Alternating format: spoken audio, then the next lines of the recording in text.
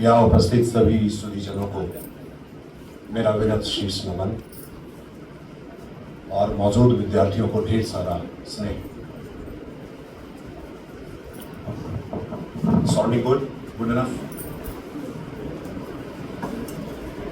इस तामसी युग में जब त्राहिमाम कर रही है पाशविकता के जबड़े में दबोची मानवता, अगर तुम किसी शांत कोने में पन्ने पर बस खरखराहट पैदा करने जितना भर लिख रहे हो, मुग्धाओं के कौमार्य जितना भर लिख रहे हो, बस प्रेम भर लिख रहे हो, तो तुम लिख नहीं रहे।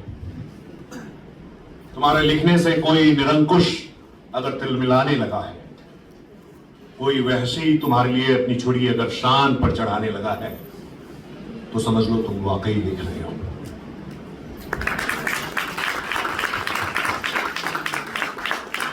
तो छुरियां जिनके लिए शान पर चढ़ाई जाती है, जिनके लिए गोलियों में बारूद भरा जाता है, ऐसा लिखने वाले लोग होते हैं पत्रकार, सच्चाई के सफीर, इंसाफ के मुहाफिज। और इसलिए ऐसे लोग अमूमन दुष्टों की आंखों की किरकिरी होते हैं। ऐसे ही थे जमाल खशोगी, यूसुफ गिरवल्ला, डेनियल पर्ल, जिन्हें सच की अलमबरदारी करने के कारण, अन्याय और अराजकता की राह का रोड़ा बनने के कारण मार दिया गया। एक रूसी खोजी पत्रकार एना को दिन के झकझक उजाले में उसके ही घर के सामने मार दिया गया, क्योंकि वह चेचन्या में हो रहे मानवाधिकार हनन पर अपनी कलम चला रही थी। पत्रकार राफेल एमिरो अपनी कलम से कोलंबिया में व्याप्त पॉलिटिकल करप्शन और ड्रग ट्रैफिकिंग पर अपनी कलम चला रहे थे। उनकी भी दिन दहाड़े हत्या कर दी गई, निर्मम हत्या। यूनेस्को की एक रिपोर्ट के मुताबिक पिछले 3 दशक में 1600 से ज्यादा पत्रकार मारे जा चुके हैं। अब लगे हाथों ये भी सुन लीजिए कि मारे गए ऐसे लोगों की कलम किस किस्म की क्रांतियां सर्जत करती रही हैं।